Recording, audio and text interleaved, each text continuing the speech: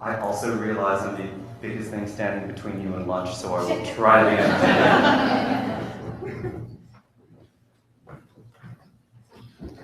And I'm warning you all right now, there are a couple of slides that I know will be illegible, and I redid them so they would be a little more legible, but I didn't make them quite big enough to be legible on this size of projector.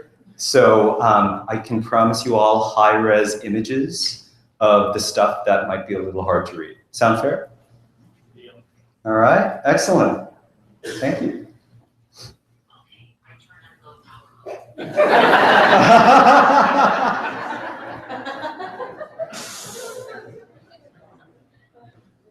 anyone need their iPhone charged? I have an extra. I have an extra space here on this power strip.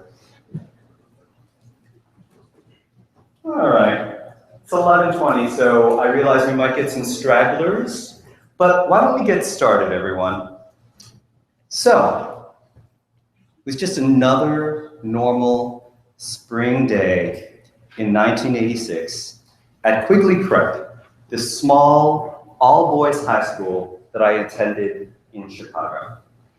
And having just taken our ACTs, we were all talking about the future, right?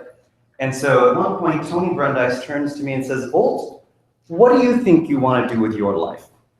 And I thought for a second, and I turned to Tony and I said, I'm not exactly sure, but I think I want to do something where I get to write. And Tony paused for a second and turned to me with a face of definitive smug on it. And he said to me, writers are a dime a dozen, and you will never make any money, and you will never go anywhere. And for a moment, the foundations of my very world shook. And you have to understand the difference between Tony Brundice and me. Okay, so Tony Brundice was the jock at my high school. He played football, well actually he did play football, he played basketball, he played baseball, he was tall, broad-shouldered, good-looking, confident, popular, and would have been prom king if there was such a thing as a prom at an all-boys high school, right? And in contrast, you had me. I was short, at that time morbidly obese, so people imagine I had a 46-inch waist in high school, because it's true. I had the name Voltaire, and I was Asian, and I couldn't dunk. I basically had absolutely no skills that were of any value in an all-boys high school, but I could write a complete sentence. And I just thought to myself for a second, what do I do now? And so I thought, I gained my bearings, and I looked up at Tony at his chiseled chin and into his possible blue eyes, and I said the only thing that was possible to say when you were confronted by the immovable force of an all-American jock telling you that you had no future. I looked up at Tony and I said, well, shit. So flash forward 30 years. I spent 10 years doing development and alumni relations before getting my MBA and starting a consulting firm. And I'll tell you what, I have written every single day of my professional life. And so while my title does not say writer, I am very much a writer. And every day of my professional life, I have leaned on relationships and have built relationships. And so even though my title does not say relationship builder or relationship steward, I am very much a relationship builder. And I lean every day on the power of storytelling. And it might be just an anecdote that I share with friends. It might be something that I use to try and illustrate a point with a client or try to teach a concept to a team member. But every day I lean on stories. And so even though my title doesn't say storyteller, I'm very much a storyteller. And so it is with all of you in this room. You are all writers, you are all communicators, you are all relationship builders, and you are all storytellers. And in the next 35 minutes that I have left of your attention, what I'd really like to do is help you to embrace that a little bit more and maybe find even more of your voice as a storyteller. Now, I'm going to warn you, I've got a lot of stuff to cover today. I want to talk a little bit about why story matters in at all, why it's so important to us. I want to talk about the donor and alumni journey, and I want to share some research that we have done over the years. I want to talk about how that impacts the way we craft our narratives for donors and alumni. I want to talk very specifically, because I promised to do so in the description, about what the components are of a digital story and the life cycle of a digital story, and how it is that the digital story is just a little bit different of an animal from a written story. I want to share 3 lessons that I've learned over the years doing communications work, and then give you time for questions and answers. Does that sound fair? Cool? All right. So as I mentioned just a second ago, my goal is to give you new tools to frame, tell, and evaluate your institutional storytelling efforts. And I think that any good conversation about anything starts with the why. And for us, for most of us, I think we know inherently that stories are absolutely fantastic for entertainment, right?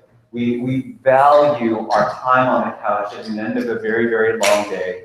We are watching stories go on the screen. But the fact of the matter is that story has been with us as mankind even before we had verbal and written language. Before we could talk with each other, we had pictures to tell each other stories. And stories are actually hardwired into us, or actually better put, we are hardwired for stories. And the role of stories is many and varied. Stories can teach, stories can help us to solve problems, stories provide pattern and order, they obviously entertain, they help connect us, they serve a sociological function, and they help us to assimilate into cultures. And finally, they help us to impart traditions. So I want to share a couple of really awesome quotes with you. The first is from Jonathan Gottschall, and he wrote this really fascinating book called The Storytelling Animal. And what I love about this book is that he goes beyond the idea of stories for entertainment. And he talks about the fact that stories affect us psychologically, sociologically, even neurobiologically. And he says in his quote, "Story, however it's delivered, teaches us facts about the world, it influences our moral logic, it marks us with fears, hopes, and anxieties that alter our behavior, and it perhaps even alters our personality." Steven Pinker said something along the same lines. He said, "Stories equip us with a mental file of dilemmas we might someday face, along with workable solutions." So one of the things he talked about is the fact that stories, for us as individual people, have a problem-solving component to them.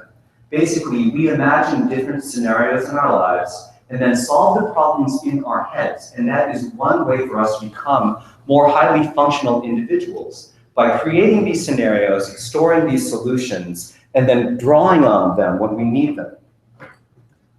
Carmine Gallo wrote a book called The Storyteller's Secret, and he says, "A thought triggers the same regions of the brain that would be activated if you were experiencing this in real life. Imagine for a second what that means.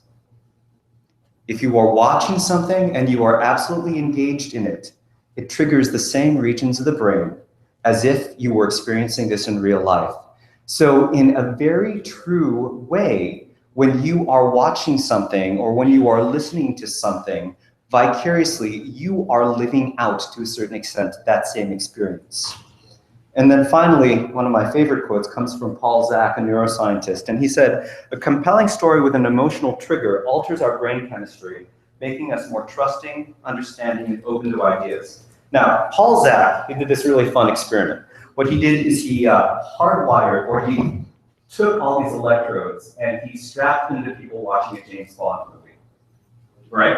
And he saw what happened to them neurobiologically as the movie progressed. And it turns out that your brain, or the brain functions, were really mimicking what would happen if people were actually running in real life, if people were actually fighting in real life.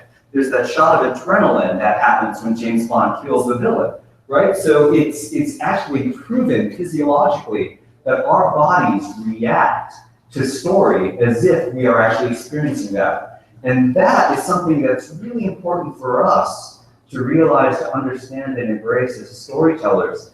The idea that story has a much more profound effect on us than simply capturing our attention. It actually changes the way we feel. It changes the way we think. It changes our actual body chemistry. And that's the backdrop upon which I would like to tell you what I think makes a great story. So Aristotle once said that the art of persuasion depends on ethos, which is basically in modern English, how credible are you? Logos, which is how well thought out is your argument? And finally, ethos, how trustworthy are you? How much of an emotional connection will people form with you? Now, we can boil this down to basically 3 words, head and heart. Okay, head and heart.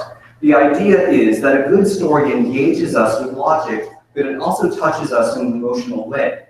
So good stories, the best stories, have a component of head and heart to them.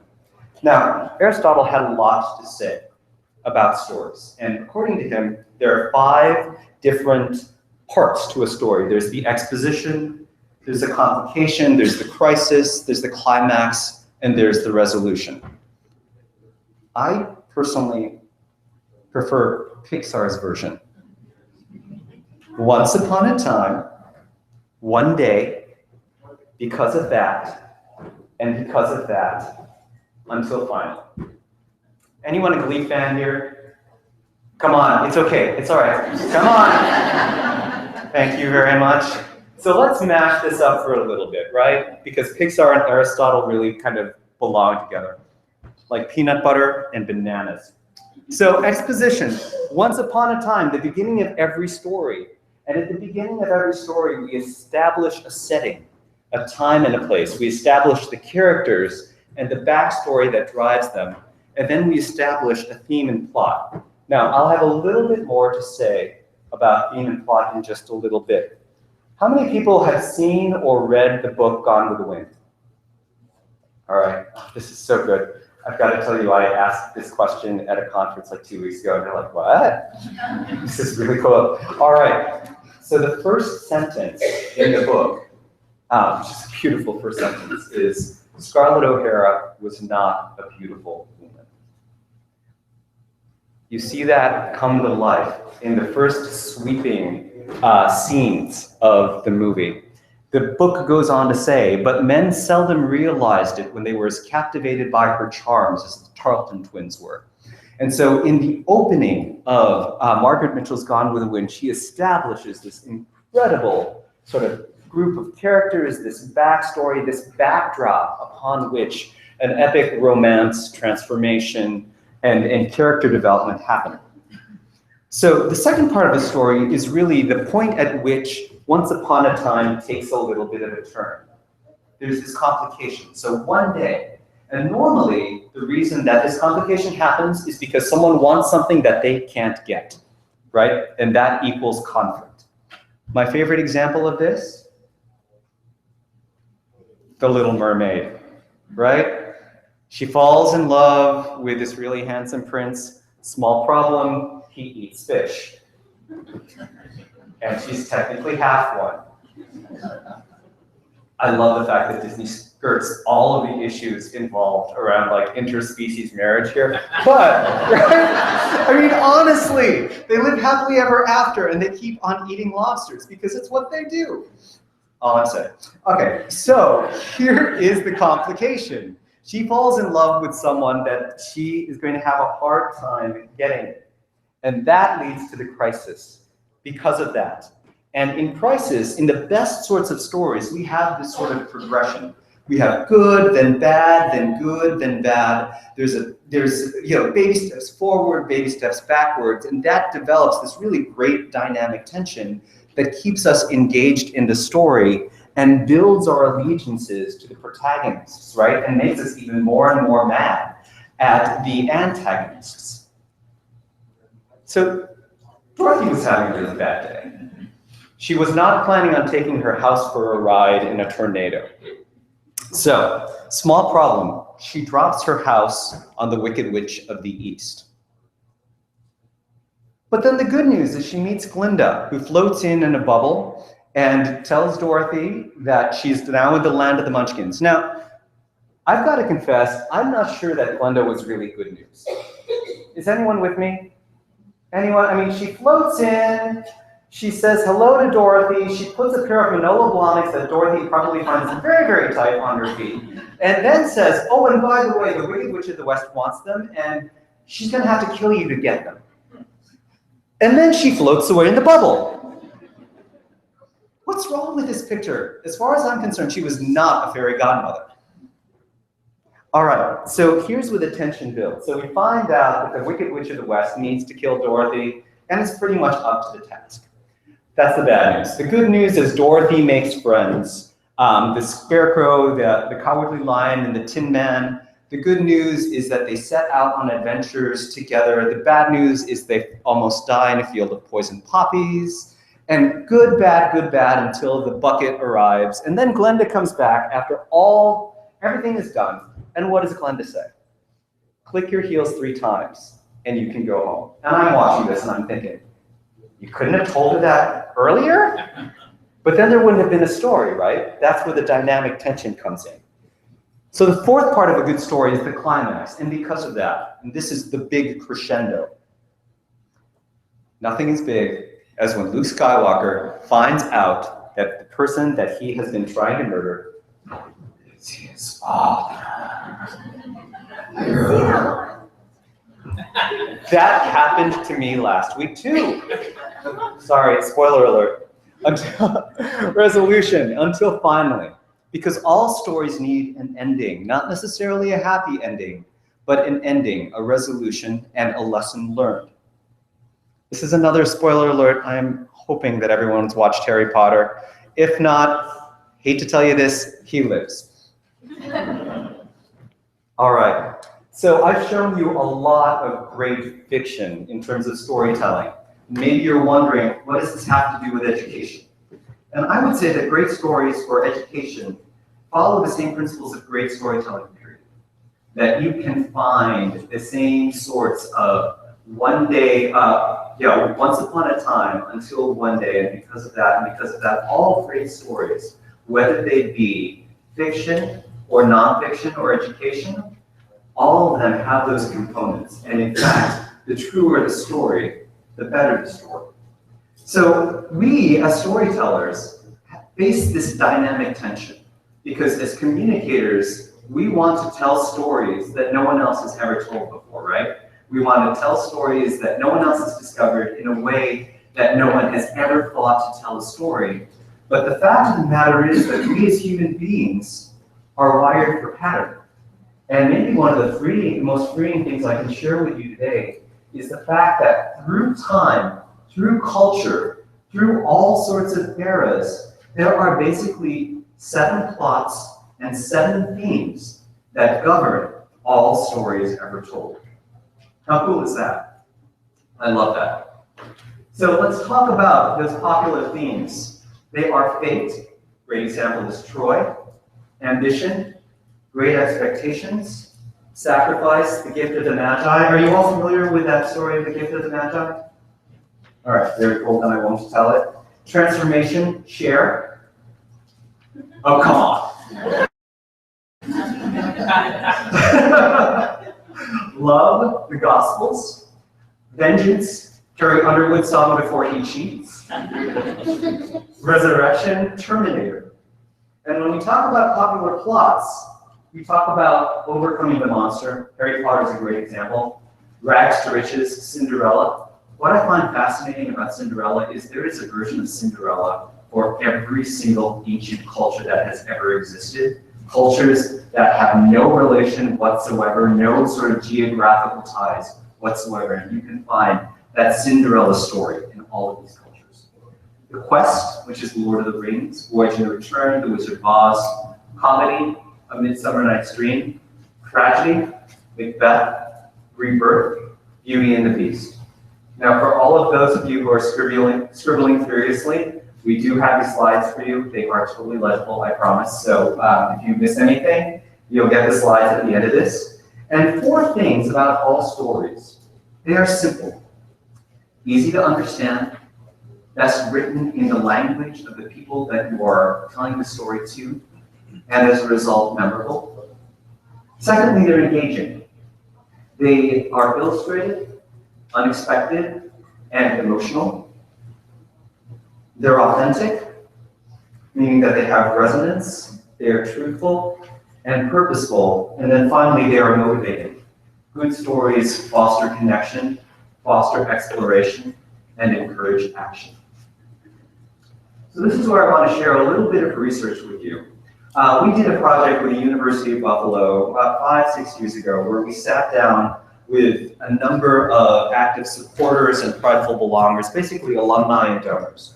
And what we wanted to do was get a sense of what their journey was like. How it is that they formed and maintained relationships with institutions, because that's very much a lot of what we do here, right? We try and find ways to build those relationships between our audiences and the institution that we love.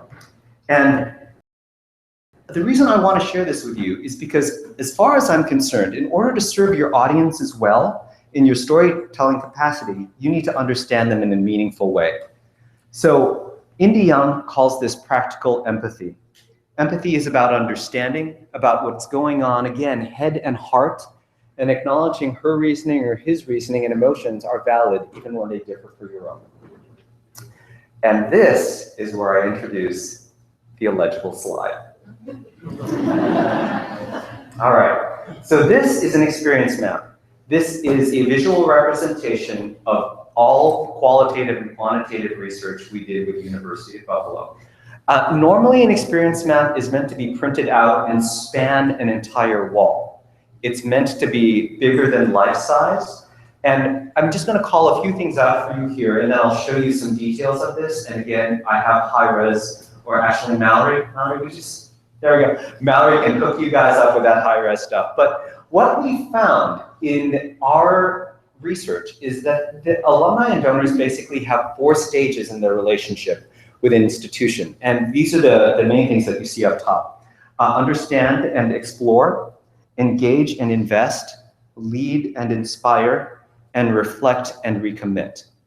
Now, one of the interesting things I found in the research is that donors actually go back and forth among these stages. So they will have moments or periods of time with an institution where they're just in the exploration stage. They're learning, they're appreciating, and then they become more involved.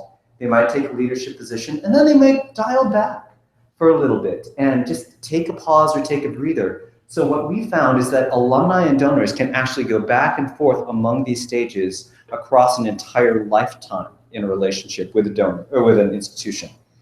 So let me give you the key findings for each of these areas. Explore and enjoy. So an experience map talks about thoughts, feelings, actions, trusted resources, and opportunities. The thoughts that people have when they're just getting familiar with an institution are along the lines of, why do I belong here? Why am I doing this? What sort of impact can I make? What sort of commitment am I willing to undertake? Do the people in this organization share my priorities? And is this org, quote unquote, for real? Trusted resources include websites, web searches, and personal interactions. And feelings really run the gamut. People feel invested, people feel enjoyment and pride, gratitude and happiness. And their actions at this point are fairly exploratory. So if you take a look at the right-hand corner, up top, you'll see searching the web, reviewing outcomes, looking at organizational sites, meeting other supporters, and engaging in social media. As someone progresses in that relationship, they become more engaged and more invested. And at this point, they're thinking, I want to stay connected.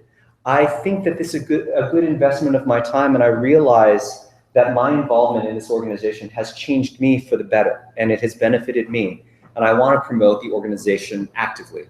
Feelings could include excitement, apprehension, hoping that they fit in as they get more involved, a sense of empowerment and acceptance. And here's where people start diving into more resources. So annual reports, magazines and publications, newsletters, email communications, online communities. And here's where they start to engage, right? So they subscribe, they begin to give, they build relationships, they become a member, they attended events, and their work in social or their activities in social flip. So in the first stage, what they're doing is sort of just benchmarking and listening. Here they begin to advocate via social for your organization. And then finally, they participate in online communities in a more involved way.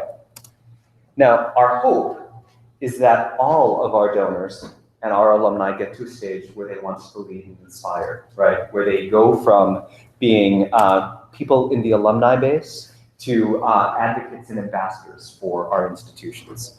And people who ascend to this feel like they're ready to step up in the organization. They've got a lot of great ideas. They think about extending reach and influence, and they want to be able to make sure that other people have the same level of experience that they have. Feelings include thrill, urgency, accomplishment, a sense of efficacy, and possibly a sense of pressure to get more involved. And trusted sources for information include conversations, events, organization, and specific news sources for the industry. What I found with leadership, people in this space, is they actually begin to read newspapers and magazines specific to what they're involved with, because they want to broaden their knowledge and their understanding, which is a really significant investment of their time. And then finally, actions include those online communities, in recruiting family and friends, volunteering, taking a leadership position, accepting or becoming a public spokesperson, and then benchmarking the organization's progress. The final stage that we found in our research is the stage of reflect and recommit. And actually, this is one of those meta stages that people go through at the end of being in leadership for a while, but they also go through this as they go from understand and enjoy to engage. So even as they're progressing in their involvement, they go through this sort of benchmarking process internally where they're asking, is this really where I want to invest my time? Am I having the impact that I want to have? There's a sense of ambivalence and appreciation. Not sure I want to continue doing this, but I appreciate everything the organization has done for me. Possibly a sense of hurt. We had a number of interviews where we found that people who became involved with institutions at a certain point felt slighted. And it could be something as they weren't acknowledged in the way they wanted to be acknowledged, or they were passed over for a leadership position in a volunteer organization. So it's really incredible to see how those small things, those small interactions actually have a big impact on the emotional state of engagement that people have. And the opportunities we identified in this stage are to affirm that person's individual value, learn more about their goals and priorities, and encourage ongoing and increased involvement. So those were the 4 stages that make this up. And the reason that I wanted to show this to you is because I think that when you understand the journey, you can then craft stories that are better suited to supporting that journey. So we all do alumni profiles, right? And they're all these, and I don't mean to mock, because I've written these myself, but we know what the alumni profiles look like. Oh, I'm so glad I came here. This place has changed my life completely, and I had all of these leadership opportunities, and it's totally expanded my horizon, and now I'm really excited to go out and change the world, right? That's pretty much what a young alumni profile looks like. And an older profile alumni looks like, this place changed my life and taught me how to think, and as a result set me on a lifelong career, and all the best experiences that I ever had in my life were actually the 4 years that I went to college at X, right? So we know what it's typically like, but when we understand that people go through a progression in their relationship with an institution, that gives us the opportunity to begin to craft our stories around where they are in that relationship in order to support that journey in a more real and authentic way. So let's talk about how that happens. How does one craft that narrative? So I have a story to tell you about when I was doing development. I was working once for a microeconomic development firm, offering microloans to the poor, basically $20, $30 loans, mostly to women in third world nations that would allow them to set up their own businesses and pull themselves and their family out of poverty as a result. And I was working with a major donor who had invested heavily in Latin America. And I had done a very simple thing back then. It was basically, I took a map, I painted the areas where his investment was made, and I found 3 stories of people whose lives had been helped, 3 business stories to tell. And I posted this on a private webpage for him. And I get a call from him one day. Now, those of you who have done major gifts, I don't know if you feel the same way, but every time a major donor calls me, I get just a little nervous because they never really call to say hello, right? It's not like they ever want to just shoot the breeze with you. So I thought, all right, what have I done now? And what he said was, I'm really grateful that you did this because not only do I know where my money is going, but I want you to know that my wife and I are turning the reins of our foundation over to our children. And I want them to be as invested in this as I am. And this helps us to share these stories with them. And that's when I had this insight. The most important stories are the ones that alumni and donors tell themselves and those around them. Now, I interpret that a couple of ways. There are actually 2 ways to interpret that. The first is the most important stories are the ones that alumni and donors tell themselves about themselves and about those around them. And then finally, the most important stories are the ones that alumni and donors tell to themselves and to those around them. And the insight I gained from that is simply that you must put your readers, put your readers at the heart of the stories that you tell. They are your heroes. Your institution is not the hero of your story. And so some opportunities for y'all, go deeper. All gifts make a difference. All memberships have their privileges. All organizations make some sort of impact. The details are what make the story your story. Secondly, use stories to illustrate and explain. Stats are great to educate and inform, but the story brings life and reality to a situation. Thirdly, remember again that the hero of your story is not your organization. Place your readers at the heart of the story. And finally, nurture your readers' own inner storytelling. Remember that the most important ones are the ones that they tell themselves and those around them. The more you can empower them to tell their story, to be the advocate for you, the better off you are. So let's take a look at a couple of examples and explore and enjoy. I pulled this quote from Josh Folidare. We learned that people gave most to areas they could attach themselves to and things they could see themselves doing, needing, or creating. One site that I think is absolutely fantastic at putting the audience at the heart of the story is Michigan's Alumni Association. Normally you get to an Alumni Association site and what you see is our Alumni Association exists to blah, blah, blah, blah, and blah, right? The 3 reasons that the Alumni Association exists. What Michigan does is every single panel of the homepage is about you. So the opening panel is about people for whom Michigan might not be local, but is still very close to heart. And when you look at this, wherever life takes you, you are never far away. So the page is not about the Alumni Association. The page is about you as an alum and why this matters. Another great example, Boston Magazine, in fact, Boston University, Bostonia Magazine, they do an incredible job of storytelling in every single alumni issue that they do. Now, I got the chance to talk with the editor-in-chief, the Alumni Magazine. So if any of you guys want the dirt on how long it takes to convert a single story from a written narrative to a digital story, I can tell you exactly what that investment is. But go check out Bostonia. They do a beautiful job of telling stories that engage and inspire. And speaking of engagement, a couple of examples. First, I want to share this quote from someone who works at Evertrue. Jenna Buckle said that research reveals that alumni who have liked content on an institution's page are 92% more likely to give. Millennials are 115% more likely to give. If you take a look at MIT's Better World site, their capital campaign, they do a beautiful job of curating entries from alumni around this. And then if you look at University of Texas, they have this page called Advocate for UT, where they give very concrete ways that you can become politically engaged and involved on behalf of the university. Leading and inspiring, that third phase that I talked about. Anyone here from Purdue? Anyone from Purdue? Awesome stuff, you guys.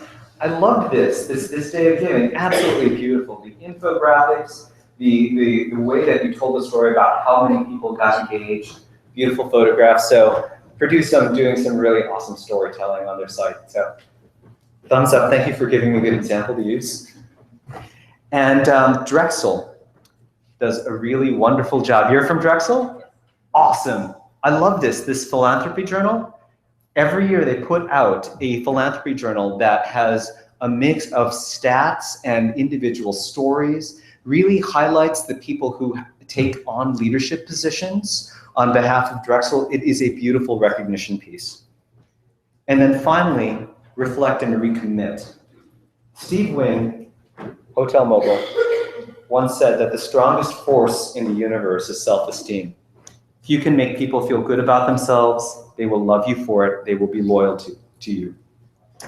Here's one example from the campaign from Berkeley. It was a great way for them to celebrate the end of the campaign and at the same time say, oh, no, don't stop giving yet.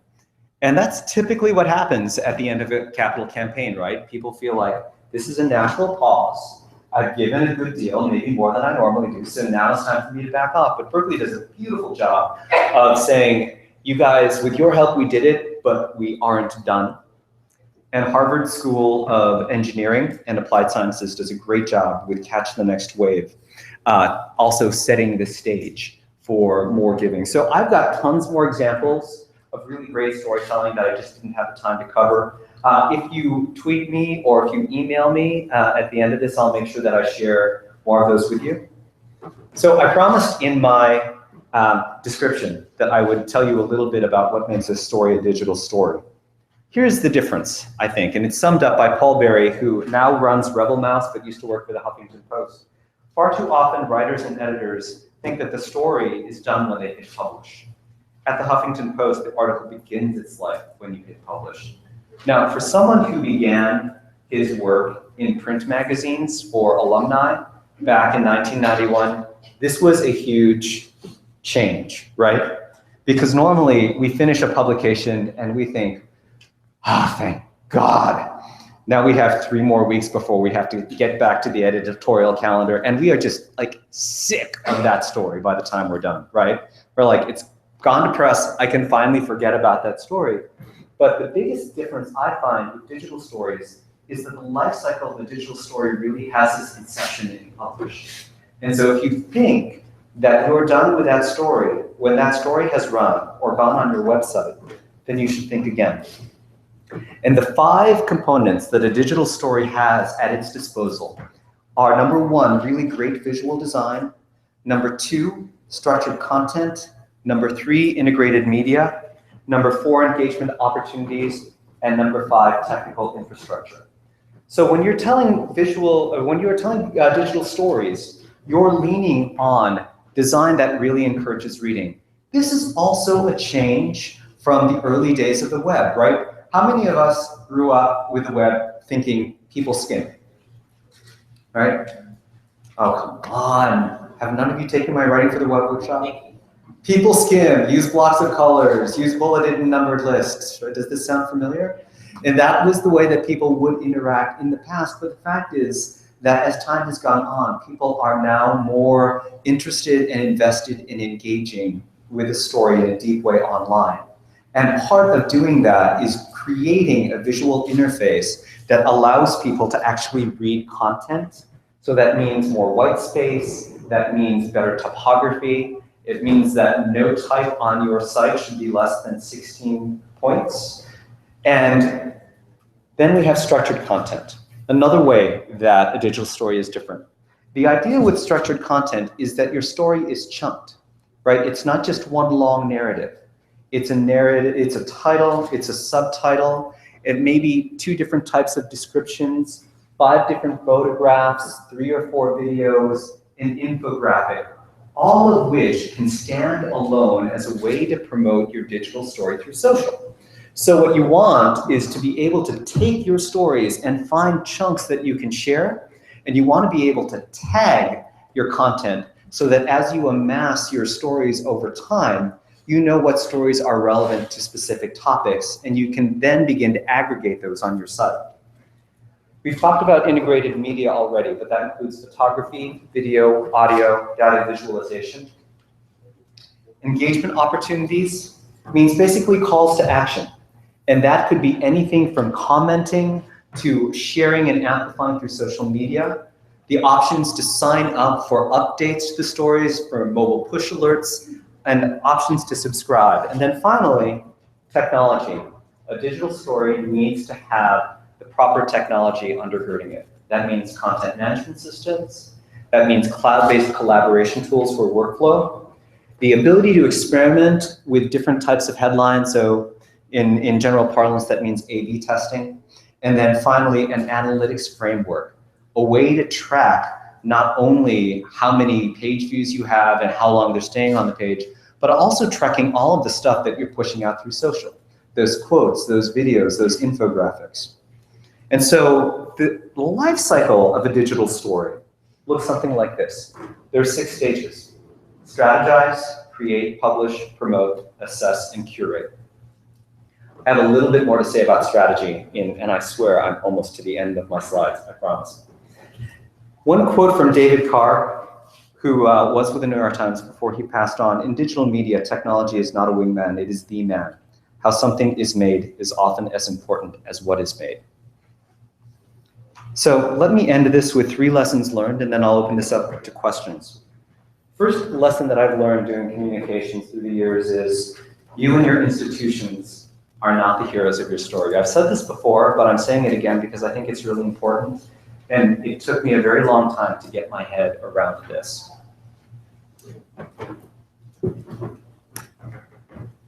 Andrew Stanton was one of the brainchild, or the masters behind Toy Story, and he said, "The greatest storytelling commandment is make me care."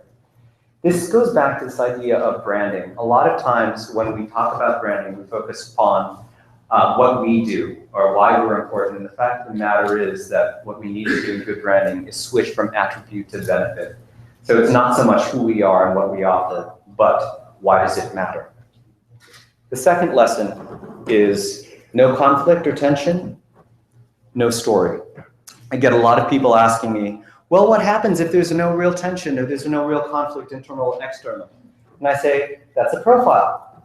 And that's fine. It can be a profile. But unless you have some sort of tension, it really is just a snapshot. Conflict is a story's oxygen. And then finally, and I love this lesson most, story first, department second. Story first, department second. Alumni and development are one of the best sources of stories for any institution, but you're not the only one. There's also admissions, there's also student life, there's also faculty members. And when I talk with people about storytelling, a lot of times people say, we just don't have the resources. And the reality is that you have the resources, you just don't have them in your department, right? And one of the best ways to become better storytellers is to find those subject matter experts, those technical experts, the videographers who are in a different department, the photographers across campus, the writers and the editors, the analytics mavens, and pulling them all together at the start of a storytelling project and planning things out together. So the final quote I'll leave you with is my own. In this world of digital storytelling, what I found is most important is that the best stories are the ones that we learn to tell together. So quick thanks to my storytelling team back at M. Stoner, and let's take some questions. Callaway, would you mind walking around? All right, anyone have a question? Oh, great. In shifting the hero from really the institution towards the person, are you changing more about the questions that you're asking when you're trying to get information on the story, or just flipping the perspective? You're doing both. I would say that you are flipping the perspective, so it's not about how great our institution is, but having someone talk about their experience. The second thing that I find is really helpful is asking for a specific experience. So a lot of times we talk in generalities, and because we talk in generalities, we sound like we are spouting platitudes. So the best stories that we find are very specific stories about an individual experience that they had that they can elucidate or really illuminate. So that's what I was. Other questions? Hi. So a lot of our engagement is with events. How do we create tension or conflict as part of that story? Yeah, it's a really interesting question. I had this question from an art school in Manhattan recently, and I said, a lot of times you can find the tension in the backstory. So if you were, for instance, if you are focusing on an alumnus who's done some great work, released some new art, or done a movie, sometimes the tension is what it took to produce that, or what happened during production. So I would say that one of the ways that you can look for tension and conflict is to see what's happening in the backstory, or sometimes the conflict can be internal. And it can be an issue of talking about, you were featuring a specific speaker in an event, talking about what that internal conflict might be. But if you don't mind, you can grab my business card and tell me a little bit more about some specific events, and I can give you some of my ideas. Cool. All right. Oh, one more question right back there, please. Hi.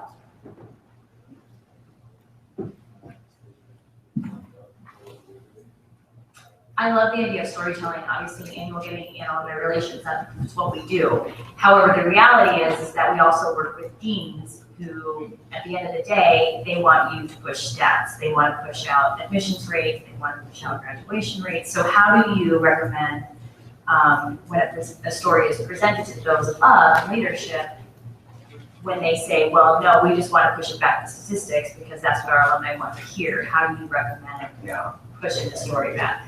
Well, I would say two things. The first thing is there is some research out there that you can point to that talks about the specificity of the story and how individual stories actually have more resonance with people. They tend to remember them better. They tend to affiliate more. But the second thing is I go back to that head and heart thing. So in the best possible set of stories, what you've got are the statistics that illustrate scope, but the individual story that illustrates heart. And if you can combine the statistics, hopefully through something like a really nice infographic that allows people to digest that really quickly, but then tell an individual story that is relevant to what you're trying to share, then you've got the best of both worlds.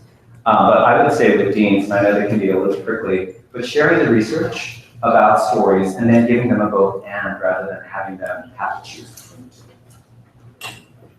All right, everyone, I promise I finished 12:05. Have a great lunch. Thank you for coming.